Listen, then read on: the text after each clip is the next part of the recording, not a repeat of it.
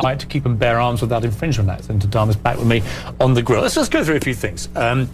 Would you support any of the key gun control proposals being put forward by President Obama, Dianne Feinstein, and others? Let's go through them quickly. Would you support an assault weapons ban? No, I would not. Of any description? No, I would not. Would you support a ban on high-capacity magazines, say over 10 bullets? No, I would not. Would you support universal background checks? I would not support any of the propositions that they have presented or that you have presented, but you all are more than willing to present those solutions as a constitutional amendment. Just to propose them as a law or as an executive order will not work. Right. If 88% of the American people support background checks to the last poll, why would you not support that? What is your argument against knowing whether somebody about to buy a gun is mentally insane and can be proven to be mentally insane, or is a criminal because of a criminal record? Why would you not want to know that? Because the Constitution, as it currently is stated, as it is currently written, says the right to keep and bear arms shall not be infringed. Even if you're mentally insane or criminal? If you want to amend and change the Constitution, there's a way to do that, and it's through the amendment process. But you don't, just to clarify, you don't want people to know if somebody buying a gun is mentally insane or criminal? There was, at one point in time, a majority of people that felt that alcohol should be prohibited in America. And as a result of that, we got the 18th Amendment. Right, but I'm talking about guns. I'm talking about I just want to clarify this. I think it's quite important because many pro-gun people always say to me, it's a big mental health issue. Yet what you appear to be telling me is you don't even want to check if people are mentally insane and can be proven to be mentally insane before they purchase a gun. If you're talking about mental health in relation to guns, you're just addressing a symptom, not the problem. If you want to talk about mental health, then we can talk about mental health. Okay, but how do you do that if you don't check if they're mentally insane? Well, we need to address mental health first. There's a major problem with mental health if you don't even want to check if they're mentally insane? Well, if you want to talk about mental health issues, I mean, and if you think that the government is somehow going to protect American citizens against mental health, our government has dropped the ball even on our troops. No, in recent years, more troops have died by their own hand because of mental health issues than in the past in war. I'm obviously confusing you. Let's try and make it simpler. You don't want to have any background checks on guns whatsoever, right? Correct. It's your constitutional given right to not have any checks. We are innocent until proven guilty in America. But you're very concerned about mental health being a problem and not the gun, right? Mental health is the root of the problem with any mental health related gun issues. Despite your belief that mental health is the key problem, not the gun, which I think is a preposterous, disproportionate way of looking at it, but despite that, taking you at face value, even though you think mental health is the key problem with gun violence in America, you still don't want to have any background check to see if somebody who is buying a gun may have a record of mental insanity. Now, explain to me why that in itself is not completely insane. First of all, that's not what I said, Piers. I don't believe that mental health is the #1 major issue with guns in America. I was saying that in regards to mental health... What is the #1 contributing factor to gun violence? I can answer that one. Well, if it's not guns or mental health, what else could it possibly be?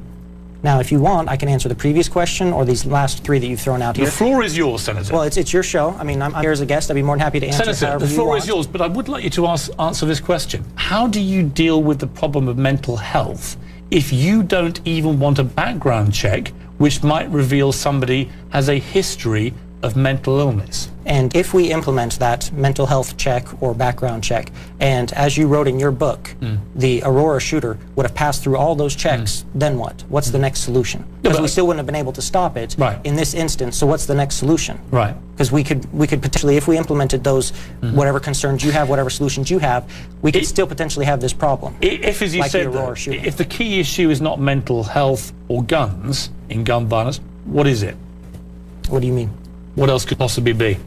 Well, like I said, I mean, if you want to... it wasn't guns and it wasn't mental health. What is the key contributing factor to gun violence and gun death in America if it's not guns or mental health issues?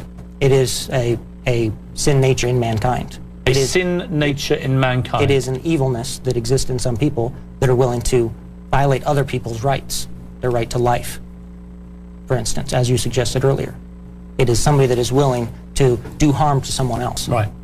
But the only answer... Because they have evil in their heart. That is I got it. So the only answer to gun violence in America, as far as you can tell and you can deduce, is to have more guns on the streets and more people publicly carrying guns. No, that's not the only answer. but that is one of the answers for sure. Yes. How would that be an answer? Because then law-abiding citizens, good guys, would be able to protect themselves from bad guys. There would be a lot fewer victims and more people that are willing to enable to actually protect themselves. You realize that in every country that's brought in tough gun control, whether it's Australia or Japan or Britain or other countries, there's been a dramatic reduction in gun violence, gun death by suicide, murder and so on. You realize that? Well, and I realize that you have also mentioned in your book and in many writings that you want to ban assault weapons in America, but not handguns. Is that correct? Well, I think assault weapons is a good start, but you don't even believe that, right? But you do want to ban handguns as well. I'm not a fan of guns full stop. And shotguns? Well, I understand why people want guns for hunting. I would do it under licensing. But you want to remove the licensing aspect of any gun ownership in Oklahoma, don't you? That's part of the Piers Morgan Act. You don't even want to have any licensing. You want no checks at all, do you, Senator? You just want a return, basically, to every Oklahoman walking around with a gun on their holster, like the Wild West. And I simply put it to you. In fact, don't let me put it to you. Let me play you a clip. This is from a man called David Wheeler. This is what he said about his son Ben, who was killed at the Sandy Hook massacre, and what he felt it should say to America and Americans about guns. Let's watch this. Liberty of any person to own a military-style assault weapon and a high-capacity magazine and keep them in their home is second to the right of my son to his life. Let's honor the founding documents and get our priorities straight. Senator Dunn, simple question. Do you agree with him that his son's right to his life should supersede the right of an American to own a military-style assault weapon or high-capacity magazine? I believe that his son has his right to life, and it's very saddening that there was not somebody there to protect But is his son's right to life more important than an American's right to own a military-style assault weapon and high-capacity magazine, as he said? See, the problem... Yes or no? The problem here, Piers, is that you don't understand what rights are. You yourself said just a moment ago that you're fine with people having... I'm confused about your right. I'm confused about what you think your rights are. There's a Sandy Hook father who lost his young son, Ben, who was, I think, 6 years old. And he's simply putting the question out there for other Americans, including you, to determine what is more important, the right of his child to live or your right to have an assault rifle and a high-capacity magazine. So which is more important? Now, he says his son's right to life is more important. Do you agree with him, or do you not agree with him? I believe that both of them should and could coexist. Which is more important, because one has to come above the other. Well, no, they don't. One does not have to come above the other, because we do have a right to life, liberty, and the pursuit of happiness, but we also do have a right to keep and bear arms. And yes, somebody should not take that right and violate somebody else's right and take a life, and they should be punished accordingly if they do that. But you don't understand what a right is, and that's the problem here. Do you know the wording of the Second Amendment? Yes. Go on. A well-regulated militia, being necessary to the security of a free state, the right of the people to keep and bear arms shall not be infringed. Where does the well-regulated militia part come into this? So you would say that it would be fine for militia members and maybe military, police to own to own AR-15s? Yes, and I believe the police and military should be, I believe they're part of a well-regulated militia. Okay. What is well-regulated about Oklahomans all being armed in the streets, civilians, without even a license or a background check or anything else? What part of that constitutes what the founding fathers in your Constitution described as a well-regulated militia? Well, just to clarify again, you are fine with militia members owning AR-15s? No, I'm fine with the military or the police in any country having weapons. Okay. Absolutely fine. My brother, as I've said many times, rifles. is a British Army colonel. He's fought in Iraq and Afghanistan with American servicemen.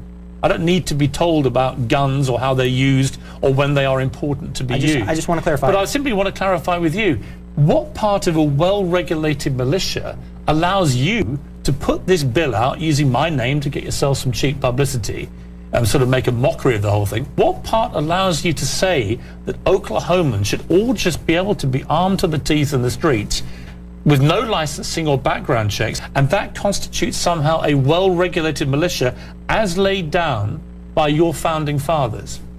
First of all, I'm not here to get attention for myself. I'm here to get attention on the issue. But to answer your question, if I may, because you said that you're fine with military, with militia, with police having assault rifles. Yeah. Title 44 of the Oklahoma statute defines militia, and it says that the militia is made up of 3 parts: the Oklahoma National Guard, the Oklahoma State Guard, and the unorganized militia, which is every able-bodied citizen between the ages of 18 and 69.